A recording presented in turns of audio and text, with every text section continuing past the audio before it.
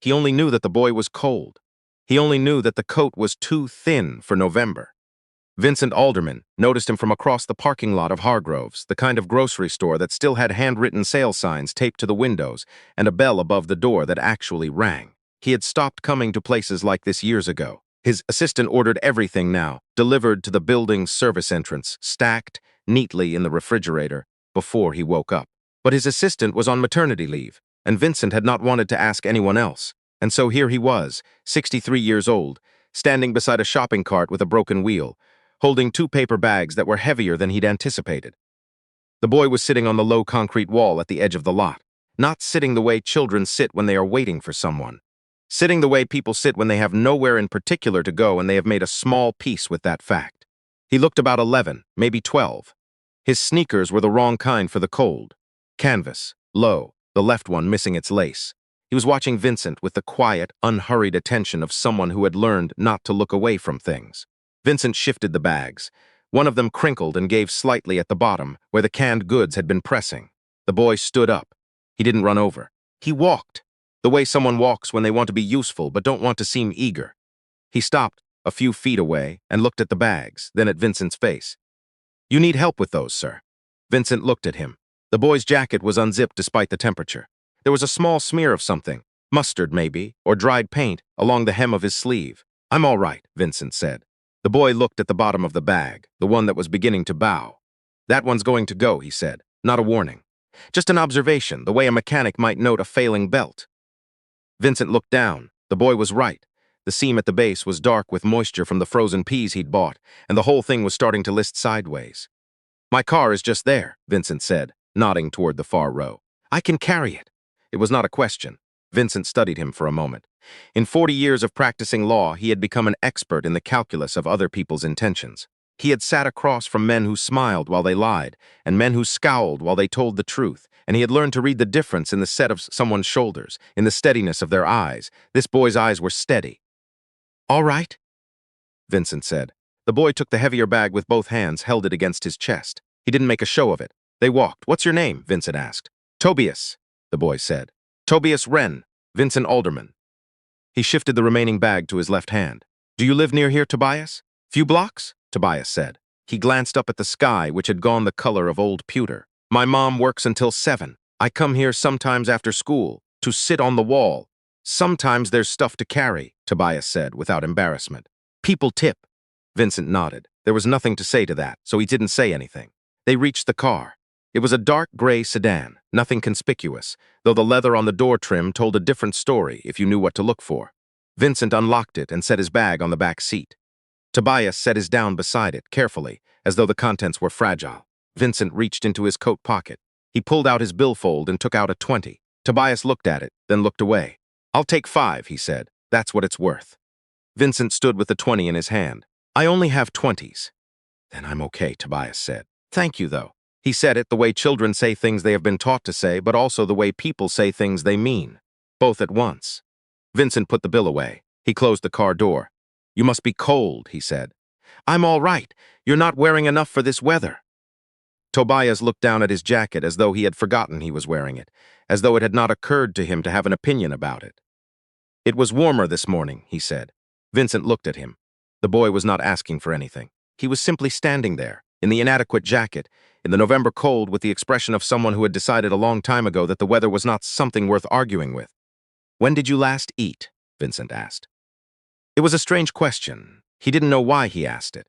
In court, he had learned to ask only questions he already knew the answer to, but this one came out before he had thought it through. Tobias tilted his head slightly.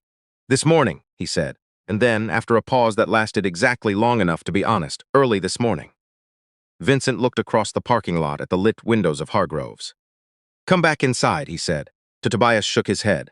"I wasn't asking for that, sir. I know you weren't. I just carried the bag." "That was the deal." "There was no deal," Vincent said. "You did something kind. I'd like to do something back. It doesn't have to mean anything larger than that." Tobias looked at him for a long moment. He had the face of a child who had been disappointed by adults enough times to be careful, but who had not yet stopped giving them chances. He looked at Vincent the way you look at a door you're not sure is locked. Not pulling, just resting your hand on the knob, waiting to see. "Okay," he said. They went back inside. Vincent bought him a sandwich from the deli counter, the hot kind, turkey, and Swiss on a Kaiser roll, and a carton of chocolate milk, and a bag of plain potato chips, because Tobias paused for a half-second in front of them, and then kept walking. He didn't make it a production. He didn't tell the woman at the counter anything about the boy. He just paid. They sat on the bench near the front of the store, under the fluorescent lights, while Tobias ate. He ate carefully, not quickly, with the self-consciousness of someone who did not want to seem hungry even though he was. "You said you come here after school," Vincent said. "Some days. What school?" "Kellner Middle." Tobias wiped his mouth with the paper napkin. "Sixth grade. Do you like it?" Tobias considered this with more seriousness than the question might have warranted. "Math," he said finally. "And English, when the teacher doesn't make us do worksheets. What do you like instead of worksheets?" "Reading." He glanced up. "And writing. Sometimes. My teacher says I write too much for a worksheet, too much for everything." He said it without pride or apology, just as information. "She says I need to learn to be more concise." Vincent almost smiled. "I was told the same thing," he said. "I became a lawyer." Looked at him. "A real one? Like court? Like court?" "Yes, what kind?" "Corporate litigation, mostly. Though I spent the first 10 years doing criminal defense." Tobias processed this. "You defended people who did things?" "I defended people who were accused of things," Vincent said. "There's a difference, and it matters." Tobias nodded slowly. He seemed to think it over, the way he would think over a math problem, not because he doubted the answer, but because he wanted to understand the steps. "My uncle's in prison," he said. "My mom says he didn't do what they said he did. Does she talk about it much?" "Not really. She just says the lawyer they got was bad." He looked down at the sandwich. "Is that a real thing? That some lawyers are bad at it?" "Yes," Vincent said. "It's a real thing." They sat with that for a moment. "I could give you the name of someone," Vincent said, "if your mother wants to look into it." "Not me. I don't do that kind of work anymore." "But someone who does." Tobias looked up. There was something careful in his expression, a guardedness that had nothing to do with distrust, and everything to do with the particular kind of hope that has been disappointed enough to learn to walk slowly. "She doesn't have money for a real lawyer," he said. "The person I'm thinking of does pro bono work," Vincent said. "It means they don't charge." "I know what it means," Tobias said quietly. "I looked it up once after my mom." He stopped. "I looked it up." Vincent took a card from his coat pocket. It was plain, heavy stock, just a name and a number. He set it on the bench beside the sandwich wrapper.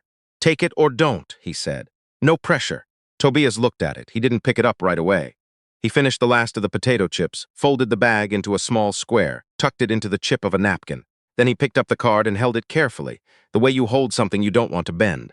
"Thank you," he said. It came out differently than it had before, in the parking lot. Heavier. "You're the one who offered to help a stranger with his groceries," Vincent said. "I'd say we're even." Tobias put the card in his jacket pocket and zipped it closed. Outside the windows, the sky had gotten darker. Somewhere a few aisles over, a stock boy was pulling a pallet of canned goods, and the wheels squeaked against the linoleum in a slow, rhythmic way. "My mom gets off at 7, Tobias said again. He glanced at the clock on the wall. It was 5:15. "Do you usually wait outside?" "It's okay. It's 34 degrees, Vincent said. Tobias said nothing. He was the kind of child who could absorb a fact like that without reacting to it. Not because he didn't feel the cold, but because he had learned that feeling it and complaining about it led to the same place. Vincent looked at the windows, at the dark lot outside, at the yellow cone of the parking light nearest the concrete wall where he'd first seen the boy sitting. "I'll wait with you," he said. Tobias looked at him with something that was almost suspicion, but wasn't quite. "You don't have to do that. I have nowhere to be," Vincent said. Which was true. He had not had anywhere to be in the evening for longer than he liked to think about. The apartment was quiet in the particular way that large, well-appointed spaces go quiet when there is only one person in them. "Okay," Tobias said. They went back outside. Vincent's coat was wool, double-breasted, warm. He stood with his hands in his pockets and watched traffic on Clement Street move through the last of the evening light.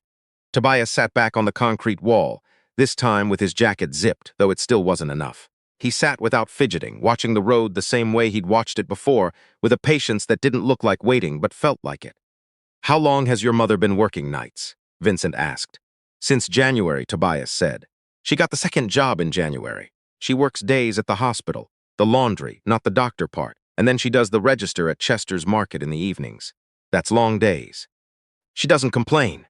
He said it simply, not to impress anyone, just because it was true and he wanted it said. "She never complains about it. She just comes home tired and heats up whatever she made Sunday and sits down and asks me about school every day. Every day." He picked at a loose piece of concrete on the wall. Even when I can tell she's too tired to really listen, she still asks. Vincent was quiet. He thought about his own son, grown now, living in Portland. He thought about the particular months when his firm had been at its most demanding. The years that went by in a blur of 70-hour weeks and client dinners and red-eye flights, and how his son had grown from 7 to 17 in what seemed like the span of a fiscal year, and how one day Vincent had looked up and found that the boy had learned to do everything without him. He had not thought about that in some time. He thought about it now, standing in the cold outside a grocery store, listening to a 12-year-old talk about his mother. She sounds like someone worth asking about school for, Vincent said. Tobias glanced at him. Yeah, he said, she is. They stood in silence. A city bus went by, and for a moment its headlights swept across the lot and lit everything up. The wall, the cracked asphalt, the bare branches of the tree near the corner, and then the light passed and everything was dark again in a different way than before. Can I ask you something? Tobias said. Go ahead. Why are you still here? It was not an unfriendly question. It was a real one. Vincent thought about it. Because you carried my groceries, he said. And because I'm 63 years old and I've gotten very good at being in rooms full of people and not very good at being around people.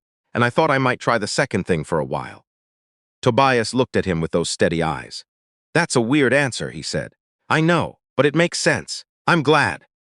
A car slowed at the entrance to the lot, and Tobias straightened, and then the car turned in and parked, and a woman got out carrying a reusable bag, not looking at them, and Tobias settled back. They waited. At 6:58, a small blue hatchback with a cracked taillight turned into the lot and stopped near the wall.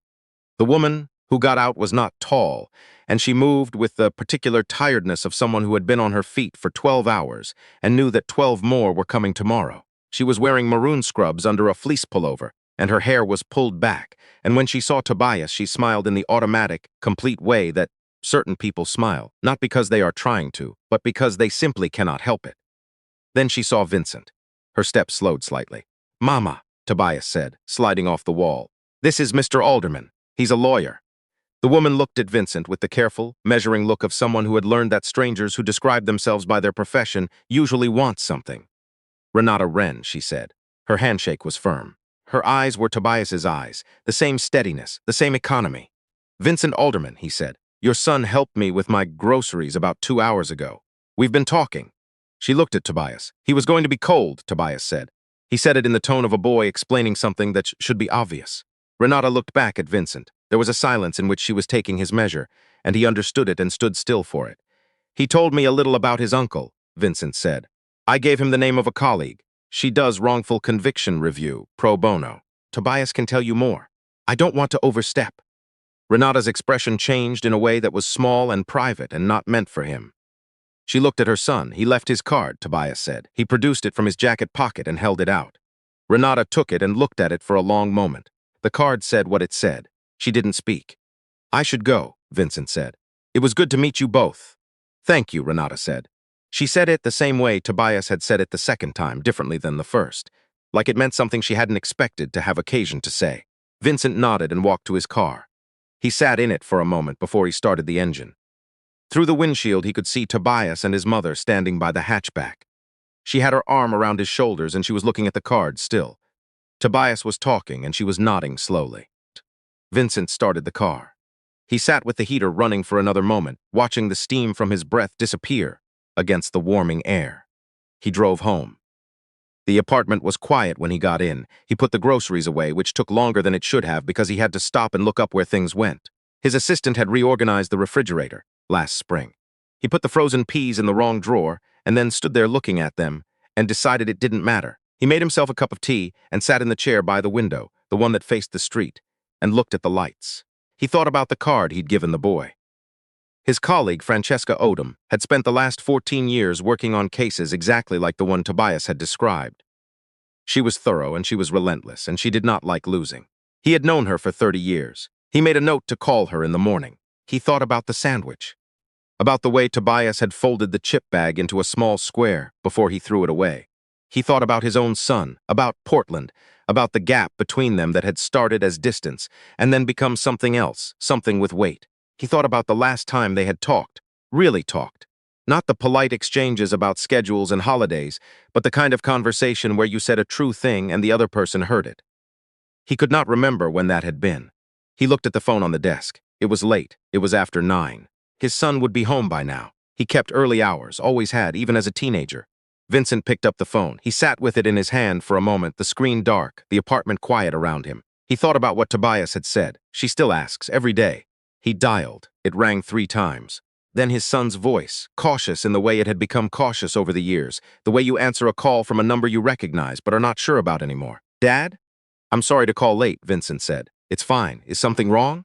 No, Vincent said. Nothing's wrong. He paused. Outside the window, a car went by. I just wanted to hear how you were. There was a silence on the other end, not an uncomfortable silence, a surprised one. I'm good, his son said slowly. I'm good. Another pause, different in quality, like a door opening slightly. How are you? I carried my own groceries today, Vincent said, for the first time in a while. A short, soft sound. It might have been a laugh. How'd that go? A boy helped me, 12 years old. He refused a $20 bill and said 5 was what the job was worth. His son was quiet for a moment. That's a good kid, he said. Yes, Vincent said. He is. They talked for 40 minutes about nothing important. About everything slowly, the way 2 people talk when they are learning to talk again. Carefully, with patience, leaving space, the way you'd carry something fragile across an uneven floor. Not quite there yet, but not where they'd been before either.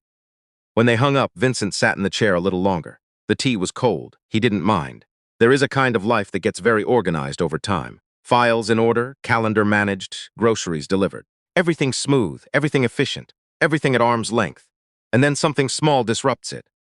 A bag that starts to give at the seam. A boy with steady eyes and a jacket too thin for the cold. And suddenly you are standing in a parking lot in November, choosing. Tobias Wren had chosen without thinking about it. He had simply seen a man who needed help and walked over. Vincent Alderman was still learning that part. But he had made a start. Francesca Odom called Renata Wren the following Tuesday. The case took 11 months and a great deal of work and 2 appeals. Tobias's uncle came home the following October, on a Thursday, to a house that smelled like the pot roast Renata had been cooking since morning. Tobias wrote about it for a school assignment. His teacher said it was good, but that he had written too much again. He had. He didn't cut a word.